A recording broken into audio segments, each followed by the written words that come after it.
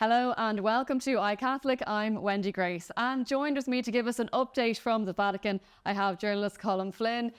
As always, Colm, you're just back from travelling, and we'll get to that recently about your trip to the monastery. But I wanted to talk first about a document that was released from the Vatican a few weeks ago, Dignitas Infinitas, which is it's really trying to cover a lot of ground. In one way, it's kind of saying nothing new in terms of Catholic teaching.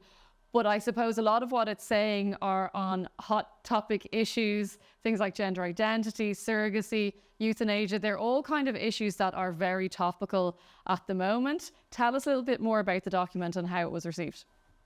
Yeah, Wendy, it was 5 years in the making, and Dignitas Infinitas, which translates simply to infinite dignity, it's been covered so much around the world in the media, and I was watching some commentators and they seemed pretty shocked about some of the things that were in the document. But really, when you look at it and you go through the pages, there's nothing new at all. What it does is it re-emphasizes the Catholic Church's teaching that it believes that human beings are born with this innate dignity. It's not something that's earned. It's not something that's bestowed on people, that it's within them. No matter who you are, no matter where you're from, regardless of your bank account, your race, your religion even, that you have this incredible worth and value. And so what this document did is it listed kind of a reminder course to people all over the world. Look, here are the things that we, the Catholic Church, the Catholic faith, believe take away from people's infinite dignity and erodes that dignity, and therefore are things that we stand against. So obvious ones like poverty, war, human trafficking. I mean, the document covered so much.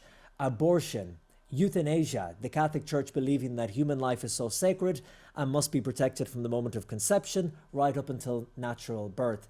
But then it also dealt with things like gender ideology. And it was only a month ago that Pope Francis was talking about gender ideology, saying that it was one of the greatest dangers of our time. That was a direct quote from the Holy Father.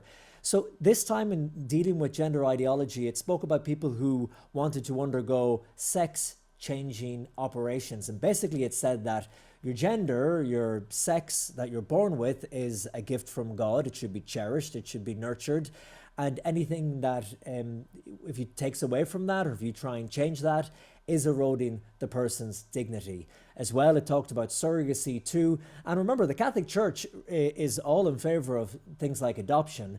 But when it comes to surrogacy, it sees the dangers attached to that a child would be seen as a commodity, maybe being sold, being bought, even from other countries. And again, it sees that as lessening the dignity of that child because it's turning into, as it put it in the document, a commercial transaction. So that was another thing that people, again, seem pretty surprised at. But when you think about it, if the Catholic Church really believes what it says, that everyone has this incredible dignity from the moment of conception to the moment of death, well, then, of course, it's kind of obvious that it stands against all these things, and it always has.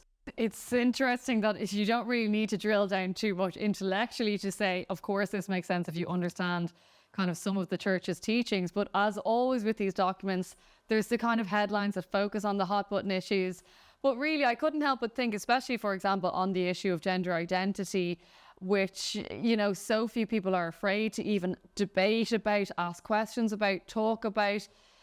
Isn't that something that the Catholic Church has always tried to do, that no matter what, whether it's popular or unpopular, well, and this is what Jesus did from the very beginning, if it concerns the dignity of the person, well, then they're going to raise their head above the parapet and talk about these things. And maybe in a way that's opened up the conversations for others to have the courage to talk about some of these issues. I think you're right, Wendy. And in the document, actually, I have it here in front of me. The direct quote is that people who go through these sex changing operations, that this is a grave violation of human dignity. And because, you know, Pope Francis has been a very different pope to the last few popes who've come before him in his tone and his style and his approach. For example, reaching out more to the LGBT community. But then people have been maybe perhaps a bit confused, particularly people who are not fully fledged Catholics or mass going Catholics every Sunday. And they have this perception that Pope Francis has changed the teachings of the church. While, yes, he may have changed the tone and the style, the teachings have not changed. The dogma, the beliefs of the Catholic Church. And I think this document that was released by the most powerful department in the Vatican, the CDF, the Doctrine of the Faith, the Dicastery for the Doctrine of the Faith, was a reminder to Catholics and everyone, look, even though our approach and our pastoral care, our outreach to everyone, people on the margins, people in all sectors of society, even though that might be broader, what we believe is still the same. And here's why we believe it. And it made very clear in the document, for example, when it started talking about gender ideology, it said at the beginning, before we talk about this, let's get one thing clear.